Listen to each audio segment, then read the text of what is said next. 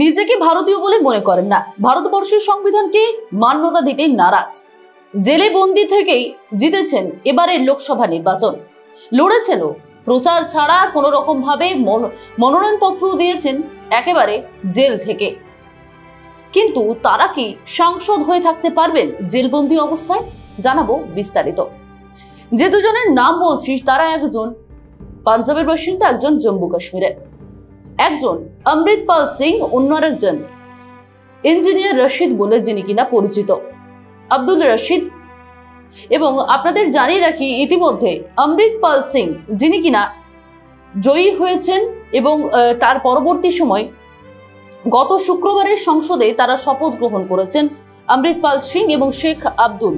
এবং আরো জানিয়ে রাখি, পাঞ্জাবের খালিস্তানপন্থী বিচ্ছিন্নতাবাদের সংগঠন ওয়ারিস পাঞ্জাব দে এর দলনেতা, এর নেতা হলেন অমৃতপাল। ওই সংগঠনের সঙ্গে যুক্ত থাকার সময় তিনি থানায় হামলা করেছিলেন এবং 2023-এর 23 এপ্রিল পাঞ্জাবের একটি মোগা থেকে তাকে গ্রেপ্তার করা হয়েছিল। এই অমৃতপাল সিং কিন্তু নিজেকে ভারতীয় বলতে একেবারে প্রস্তুত নন বা পছন্দ করেন না। অমৃতসরের কাছে অঞ্জনা থানাতে লকআপে তিনি হামলা চালিয়েছিলেন বলে অভিযোগ উঠেছে এবং জাতীয় সুরক্ষা আইনে গ্রেপ্তার করা হয়েছে তাকে। দুজনের সাংসদের কথা বলছি, যারা দুজনেই কিন্তু বর্তমানে জেলে রয়েছে, তারা দুজনেই কিন্তু জাতীয় সুরক্ষা আইনে তাদেরকে গ্রেপ্তার করা হয়েছে। এবং আপনাদের জানিয়ে রাখি, গ্রেপ্তারের পর তাকে অসমে নিয়ে যাওয়া হয়েছিল অমৃতপালকে এবং তারপরেই তাকে ডিব্রুগড়ের একটি জেলে রয়েছেন এখনো তিনি। এবং যেমনটা জানা গিয়েছে, গত শুক্রবার তারা দুজনেই সংসদে এসে তারা কিন্তু শপথ গ্রহণ করেন। পাঞ্জাবের খদ্দুর সাহিব থেকে ভোটে জয়ী হয়েছিলেন অমৃতপাল। সেখানে কংগ্রেসের যিনি প্রার্থী ছিলেন কুলবীর সিং, তাকে কিন্তু তিনি হারিয়েছিলেন।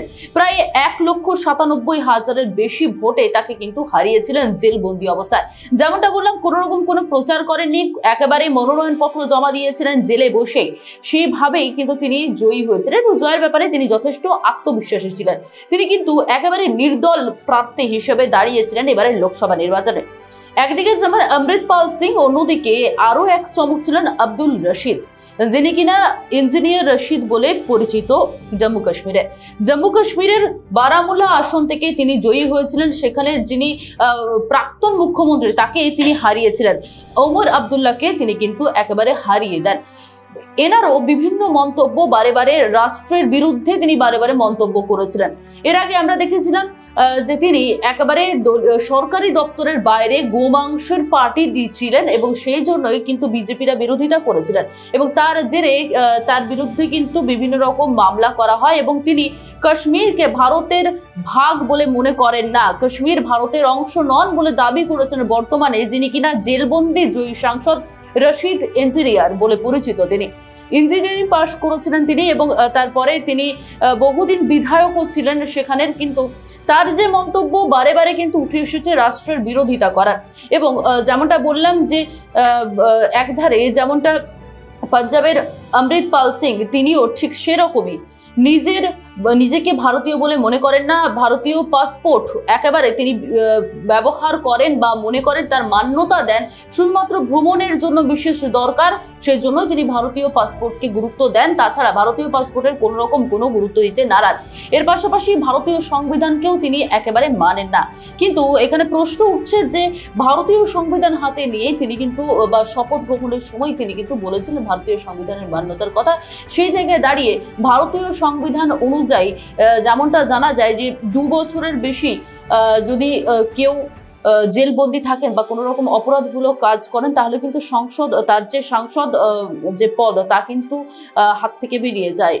এবং আপনাদেরকে জানিয়ে রাখি যে এখন দেখার বিষয় এই দুইজন নির্দল ভোটে জয়ী প্রার্থী বর্তমানে এদের ভবিষ্যৎ কোন দিকে এগোয়। কারণ বর্তমানে যে সংবিধান অনুসারে তাদের যে বর্তমানে পদ রয়েছে বা সাংসদ পদ, তারা কতটা কি জেলবন্দি অবস্থায় জেতার পরেও তারা কি মানে মানুষজনের হয়ে কাজ করতে পারবেন, কতটা তারা জেল থেকে বেরোতে কখন পারবে, তা নিয়েও কিন্তু একটা প্রশ্নচিহ্ন উঠছে।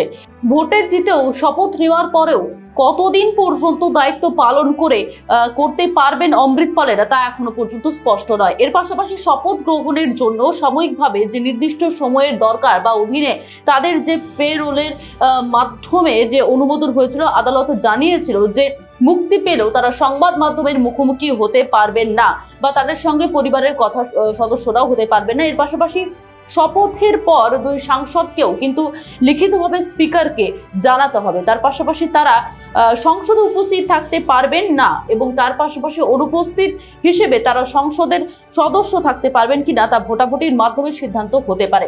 তবে যেমনটা নিয়ম আছে, সাংসদ যদি কোনো রকম কোনো অপরাধীমূলক কাজ করে থাকে সেখানে তাকে 2 বছরের মধ্যে নিজেকে দোষী সাব্যস্ত থেকে দোষী সাব্যস্ত হওয়া থেকে তাকে মুক্ত করতে হবে।